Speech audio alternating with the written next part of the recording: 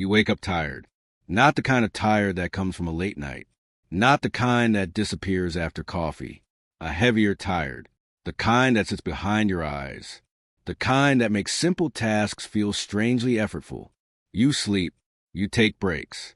You try to recover. And yet, nothing fully restores you. At first, you call it burnout. That seems logical. Work has been demanding. Responsibilities have increased. Your schedule feels full. Burnout makes sense. But something doesn't quite fit. Because even on the days when you rest, truly rest, the exhaustion lingers. You take a weekend off. You cancel plans. You go to bed early. Your body relaxes. But your energy doesn't return. That's when the quiet question begins forming. What if this isn't burnout? Burnout usually follows overexertion. Too many hours. Too many demands. Too little recovery. But what if your exhaustion isn't coming from doing too much? What if it's coming from being someone you no longer are?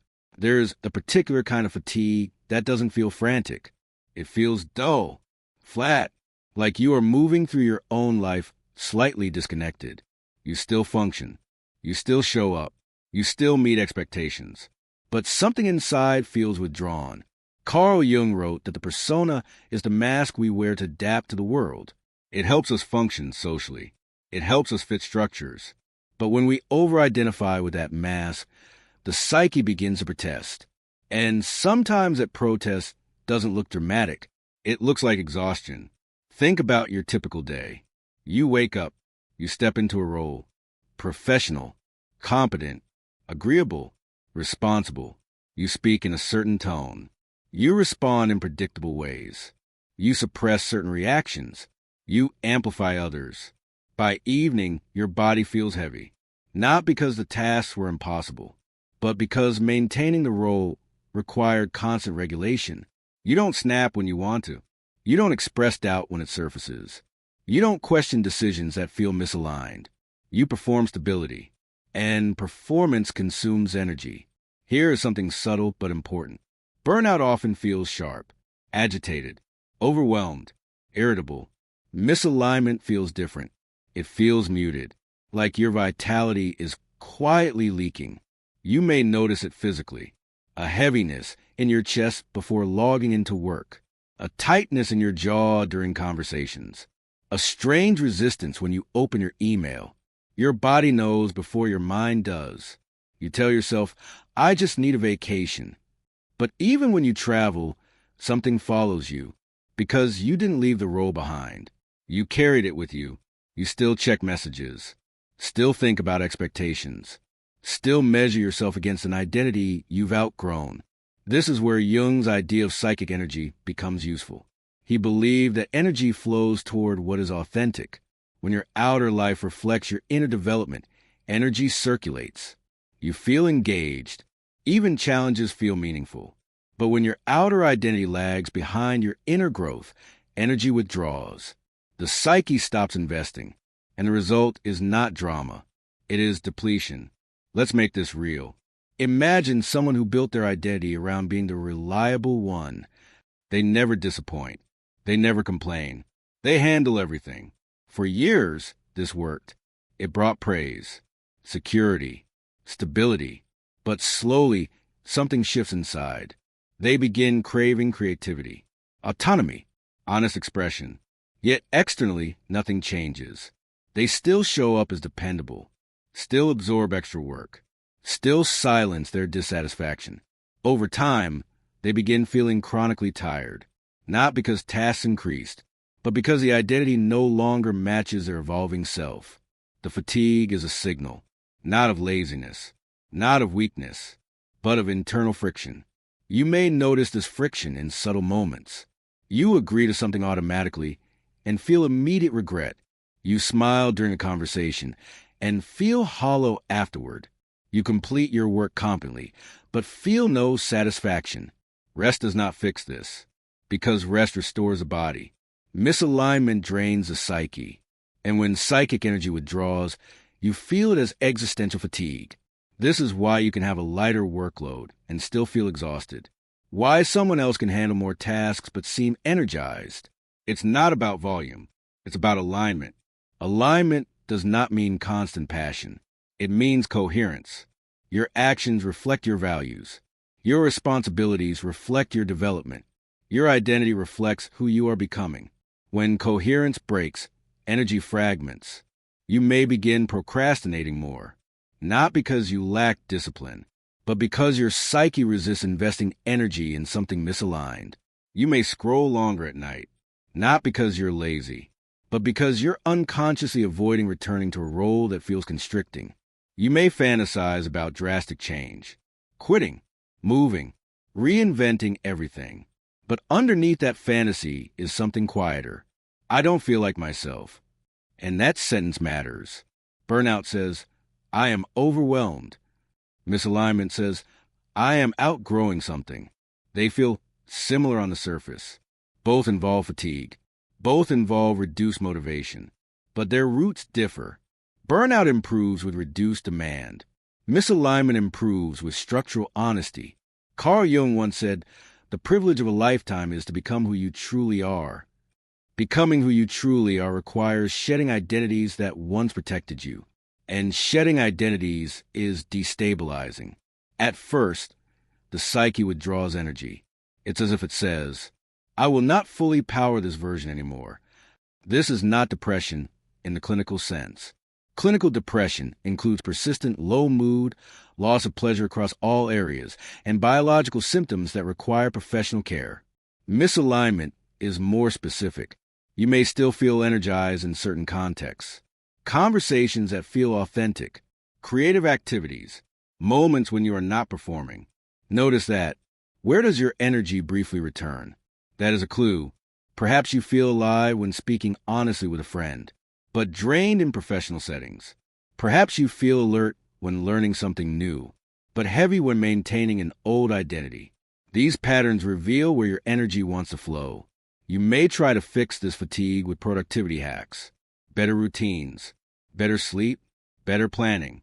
But if the role itself is misaligned, optimization won't solve it. It's like tuning an instrument that no longer plays your music. There is also fear here, because if this is misalignment, not burnout, then the solution is not just rest. It is adjustment. And adjustment threatens stability. You may think, I've built my life around this. I can't just change everything.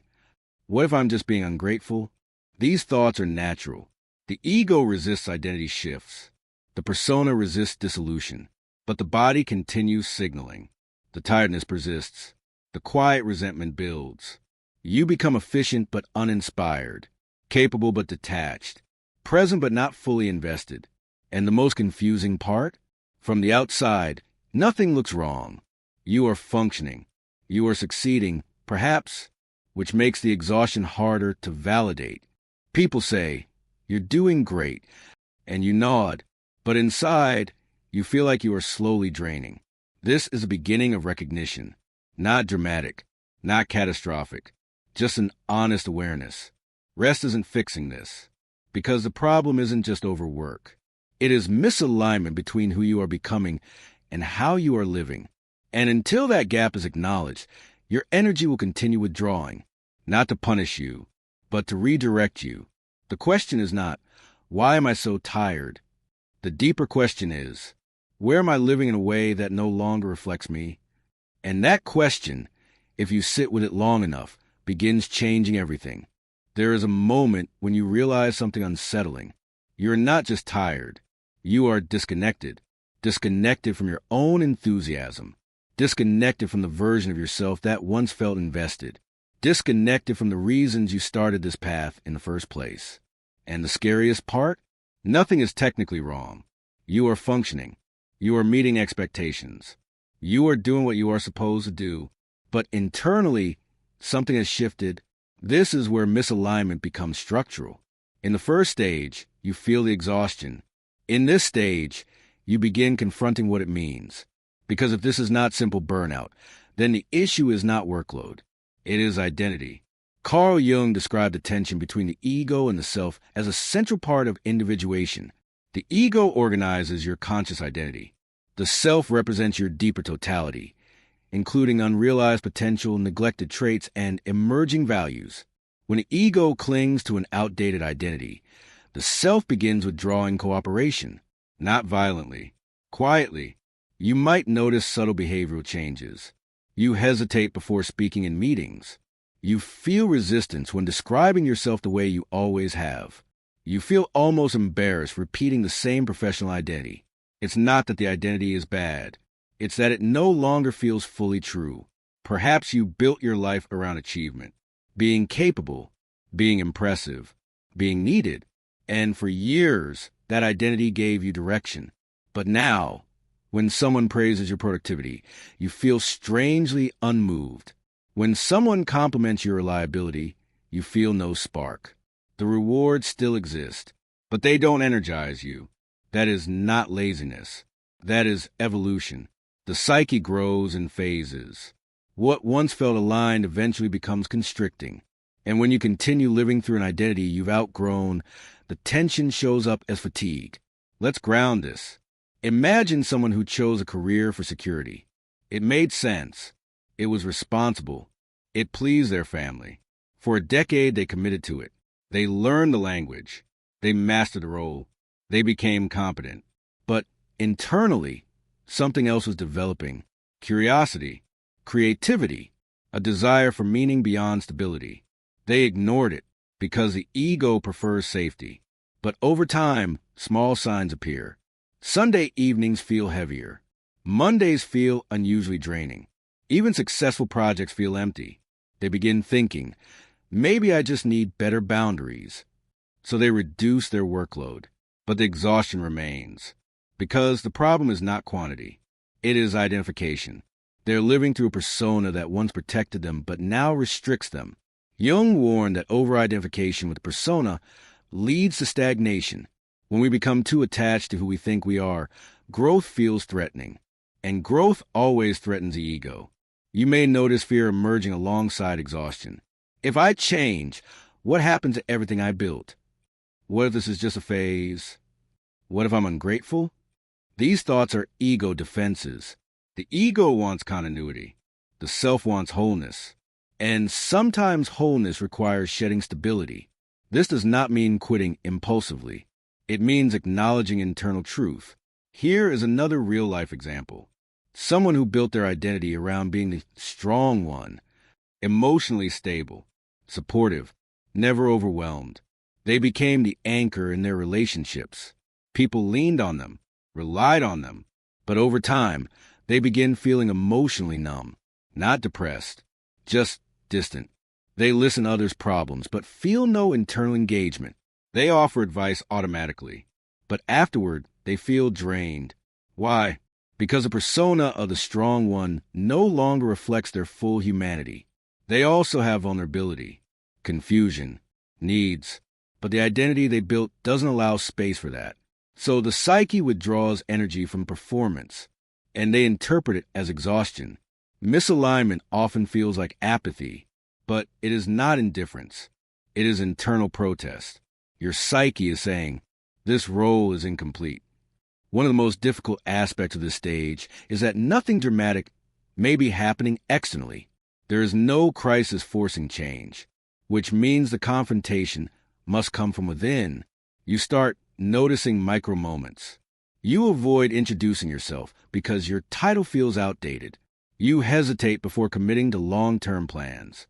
You feel relief when imagining something different, even if it scares you. These are not random thoughts. They are signals. But confronting them requires ego humility. It requires admitting, I may have built my life around an identity that is no longer fully aligned. And that admission is destabilizing, because identity provides structure. It organizes how others see you, how you see yourself, how you measure progress. If that structure starts dissolving, anxiety naturally rises. This is where many people misinterpret misalignment as failure. They think, if I feel this way, something must be wrong with me. But from a Jungian perspective, this discomfort is developmental. The self is larger than the ego. When the ego resists growth, energy retracts. That retraction feels like fatigue. There is also a behavioral component. Notice how you respond when you imagine staying exactly where you are for the next 5 years. Does your chest tighten? Does your stomach drop? Do you feel subtle dread? That bodily response matters. Now imagine adjusting your life slightly toward what feels more authentic, even if it's uncertain. Do you feel a small sense of aliveness? A quiet spark? Even mixed with fear? That contrast reveals alignment.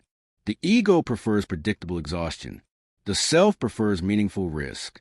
Misalignment also shows up in language. You may begin saying, I don't know who I am anymore. Or, this doesn't feel like me. That is not identity collapse in a pathological sense. It is identity reorganization. The persona you built served a purpose. It helped you survive, achieve, belong. But individuation requires updating that persona, and updating requires disillusionment. You must see clearly that the old identity no longer fits. This is why rest does not solve the exhaustion, because the exhaustion is not coming from too much effort. It is coming from internal contradiction. When your outer life contradicts your inner development, the psyche cannot fully cooperate, and cooperation is energy. You may try to override this, push harder, be more disciplined, ignore the signals, but suppression deepens fatigue. You can suppress emotion temporarily. You cannot suppress identity evolution indefinitely. Eventually, something forces confrontation. Sometimes it is subtle, a quiet breakdown, a sudden wave of emotion, an unexpected loss of motivation. Sometimes it is external, a job shift, a relationship change, a life transition. But ideally, you listen before crisis arrives. Listening means slowing down long enough to ask uncomfortable questions. Where am I performing instead of expressing? Where am I maintaining an image that no longer feels true? Where am I staying out of fear rather than alignment? These questions are not invitations for reckless change.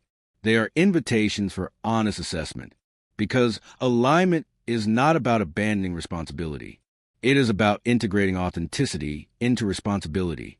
Perhaps you do not need to quit your career, but you may need to adjust how you relate to it. Perhaps you do not need to leave relationships, but you may need to show more of your full self. Misalignment is rarely solved by dramatic escape. It is usually solved by gradual integration. But first, you must accept that exhaustion is not always a workload issue. It is sometimes a self-issue, not in the sense of flaw, in the sense of growth. Your identity is shifting. Your values are evolving. Your energy is recalibrating. And if you ignore that, the fatigue deepens. But if you face it, something stabilizes. Because when the ego stops resisting development, the psyche begins reinvesting energy, not instantly, not dramatically, but gradually. And that gradual reinvestment feels different from adrenaline. It feels steady. It feels clean. It feels like coherence returning. You are not broken. You are reorganizing. The exhaustion is not proof of weakness. It is proof that something inside you refuses to remain outdated. The question now is not whether change is happening. It is whether you will consciously participate in it. Because ignoring identity evolution drains energy, but cooperating with it, even slowly, restores it. There's a quiet shift that happens the moment you stop trying to fix the exhaustion and start listening to it. Instead of asking, how do I become more productive? You begin asking, where am I divided against myself?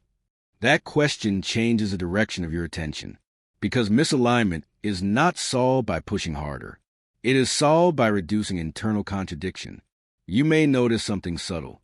When you imagine making a small adjustment toward authenticity, not a dramatic life overhaul, just a subtle shift, your body responds differently. Your breathing softens. Your chest feels slightly more open. There is nervousness, yes, but there is also relief. Relief is a signal. The nervous system does not relax around what is deeply wrong for you. It relaxes around coherence. This stage is not about impulsive decisions. It is about behavioral realignment. Small, honest corrections. For example, you stop volunteering for tasks that reinforce an identity you are trying to outgrow. You speak one honest sentence in a meeting instead of remaining completely agreeable. You admit to a friend, I don't feel as energized by this anymore. You set one boundary without over-explaining. These are not dramatic gestures, but they reclaim energy. Because every time you act in alignment with your evolving self, the psyche begins reinvesting. Carl Jung emphasized that individuation is not spectacle. It is integration. It is the gradual alignment between the ego and the deeper self. And integration feels steady, not explosive. You may notice that when you stop performing an outdated identity, your exhaustion shifts. It does not disappear instantly, but it becomes cleaner. Instead of foggy heaviness, it becomes a clear awareness of where change is needed. There's another layer here that requires maturity. You must distinguish between discomfort and misalignment. Growth is uncomfortable. Learning new skills is tiring. Having hard conversations is draining. But those forms of fatigue feel purposeful. Misalignment fatigue feels pointless. It feels like leaking energy into something that does not nourish you. Ask yourself, when I feel tired, does it come with meaning? Or does it come with emptiness? That distinction matters. For example, imagine you spend a day working on something that challenges you but reflects your values. You may be physically tired, but internally there's satisfaction. Now imagine spending a day performing a role that feels false. Even if the workload is light, the tiredness feels heavier, more existential. That difference reveals alignment. Another behavioral marker appears in how you handle silence. Earlier, exhaustion may have driven you to distraction, scrolling, overstimulating yourself, avoiding stillness, because stillness amplified the misalignment. Now, as you begin adjusting your behavior, silence becomes less threatening. You can sit with yourself without immediately escaping. That is integration. You may also notice that certain conversations energize you again, not because they flatter you, but because they allow authenticity. You speak honestly. You express uncertainty. You share evolving values. And afterward, instead of feeling drained, you feel lighter. This is how energy returns, not through force, through coherence. There's also grief in this phase, because reclaiming alignment often means releasing identities that once defined you. You may outgrow environments, outgrow certain dynamics, outgrow certain ambitions. Letting go can feel like betrayal of your past self, of expectations of stability. But holding on to an outdated identity is a slow self-betrayal. Individuation requires loyalty to inner development, not loyalty to old roles. This does not mean abandoning responsibility. It means updating your relationship to it. For example, if you built your identity around being indispensable at work, alignment may mean delegating more, even if it feels uncomfortable. If you built your identity around always being agreeable, alignment may mean tolerating mild disapproval. If you built your identity around appearing certain, alignment may mean admitting, I'm rethinking things.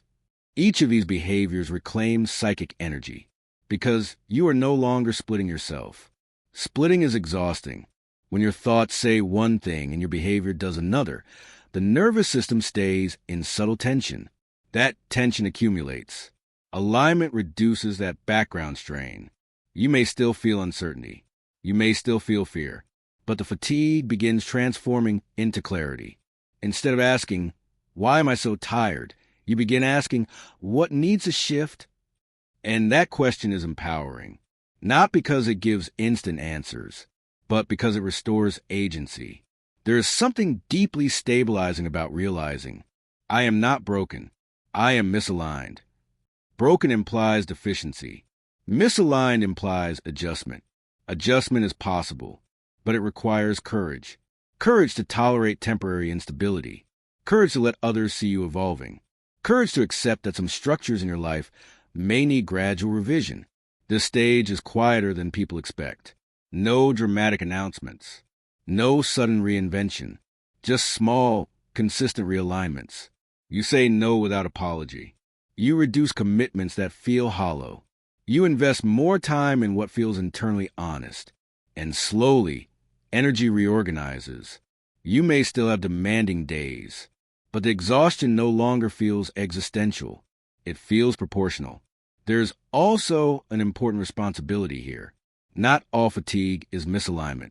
If you are experiencing persistent low mood, inability to function, significant sleep disruption, or loss of pleasure across all areas, professional support is important. Individuation is not a substitute for mental health care, but when fatigue is specific, tied to roles, environments, identities, alignment work becomes essential. Jung believed that when we ignore the call of the self, symptoms emerge. Those symptoms are not enemies. They are messages. Exhaustion can be one of them, not a punishment, a redirection. If you listen early, the adjustments can be subtle. If you ignore it, the psyche may force larger changes. Stabilization comes from cooperation, from saying, I am willing to update who I am. When you do that, something inside relaxes, even if the outer structure hasn't fully changed yet, because now you're not fighting yourself. You are participating in your own development, and participation restores dignity. You begin to respect yourself again, not for achieving more, but for being honest. That honesty is energizing, not in a manic way, in a grounded way. You wake up and feel a little clearer, not ecstatic, but less divided, less heavy. You begin making decisions based on alignment rather than image, and slowly, the tiredness transforms. It no longer feels like depletion. It feels like transition. And transition, when embraced consciously, leads to integration. Integration is not glamorous. It is steady. It is embodied. It is waking up and feeling that your outer life is gradually reflecting your inner truth. And when that coherence strengthens, energy flows again, not because you forced it, but because you stopped living against yourself. That is the quiet power of alignment, not constant excitement, but sustainable vitality, not dramatic change, but internal agreement. And internal agreement is what the psyche has been asking for all along. You are not weak for feeling this way. You are not ungrateful. You are not incapable. You are not secretly lazy. If you rest and still feel tired, something deeper is asking for attention. Burnout says, you've done too much. Misalignment says, you become more than this. There is a difference. When you live out of alignment, your energy does not disappear because you lack discipline. It withdraws because your psyche refuses to keep investing in a version of you that no longer fits. That withdrawal can feel frightening because productivity may drop, motivation may fluctuate, certainty may dissolve. But what is dissolving is not your value. It is an outdated identity. Carl Jung reminded us that individuation is the process of becoming who we truly are, and becoming requires shedding, not dramatically, not recklessly, but honestly. If your exhaustion is tied to a role that feels false, if your fatigue lifts slightly when you imagine change, if your body tightens when you picture staying the same, listen to that, not impulsively, not fearfully, but respectfully. You are not burned out from life itself. You may simply be living slightly out of alignment with who you are becoming. And alignment does not begin with quitting everything. It begins with one honest adjustment, one boundary, one admission, one small shift toward coherence. Energy returns where integrity grows. Not all at once, but steadily. And steady is enough. If this resonated with you, I want to ask something simple. Are you physically exhausted or existentially drained? Write one word in the comments that describes your fatigue right now. And if you're in a quiet season of realignment, stay with this series, because the next video explores something closely connected. You don't feel lost. You feel undefined. Subscribe if you're ready to understand your evolution instead of fighting it. We'll continue this process together, slowly, honestly, and without performance.